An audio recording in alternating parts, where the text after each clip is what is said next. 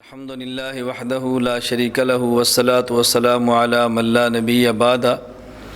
أما بعد فأعوذ بالله من الشيطان الرجيم بسم الله الرحمن الرحيم يا أيها الذين آمنوا لا تتخذوا اليهود والنصارى أولياء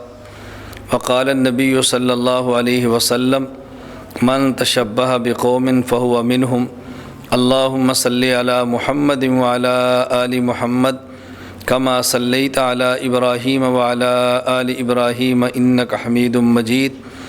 اللهم بارك على محمد وعلى آل محمد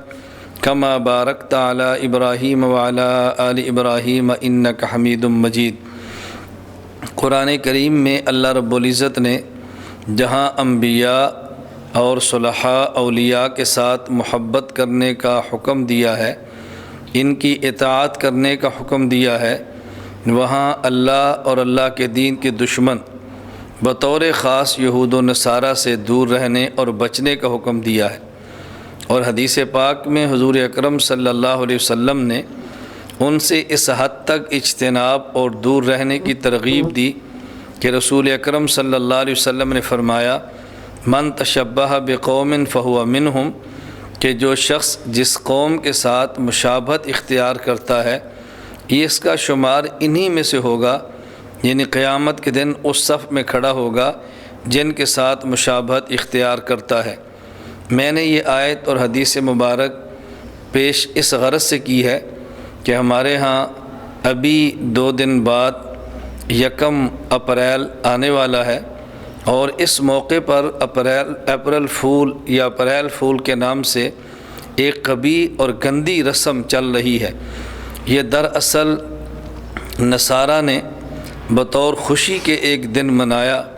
اور اس کو بطور رسم آگے چلا دیا گیا۔ ہمارا بہت بڑی دنیا میں ایک بہت بڑا طبقہ مسلمانوں کا ایسا ہے کہ جس کے پس منظر کا علم نہیں ہے، اور وہ بیچارے اس دن مختلف قسم کی حرکتیں کرتے ہیں، جھوٹ بولتے ہیں اور ایک دوسرے کا مذاق اڑاتے ہیں، اور اس کو اپریل فول کے نام سے منایا جاتا ہے۔ میں دنیا بھر کے اپنے مسلمان دوست، بھائی، بزرگ، اپنی ماؤں، بہنوں اور بیٹیوں سے گزارش کروں گا، ہمیں اس دن کو منانے کی بجائے اس دن کے منانے والوں کو سمجھانا چاہیے اور اس رسم قبیح سے بچنا چاہیے۔ کہیں ایسا نہ ہو کہ حضور اکرم صلی اللہ علیہ وسلم کے ارشاد کے مطابق جو شخص جس قوم کی مشابہت اختیار کرتا ہے قیامت کے دن انہی میں سے اٹھائے گا۔ کہیں اللہ نہ کرے یہ رسم منانے کی وجہ سے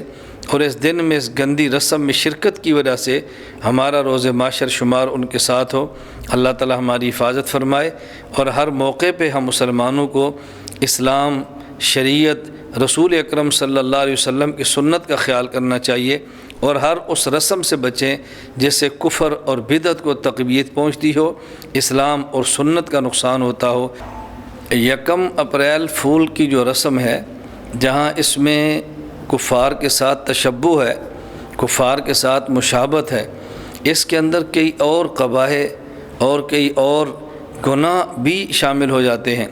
مثلا جھوٹ بولنا مستقل گناہ ہے۔ نبی کریم صلی اللہ علیہ وسلم نے خود ارشاد فرمایا آیت المنافق 3،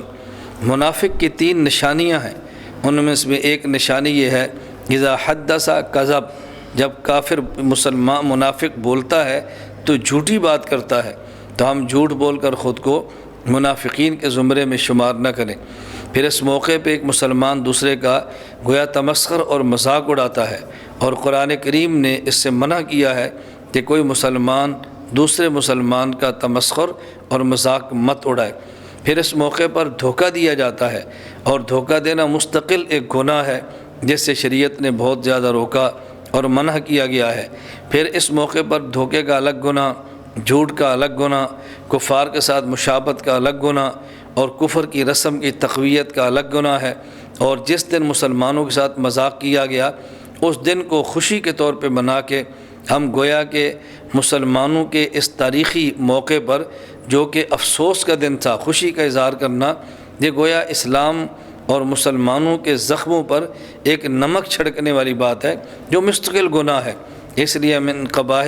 کو ذہن میں رکھنا چاہیے اور ان چیزوں کو ذہن میں رکھتے ہوئے مسلمان کو اسلامی غیرت کا ثبوت دینا چاہیے۔ اللہ تعالی ہم سب کو غیرت مند مسلمان بنائے۔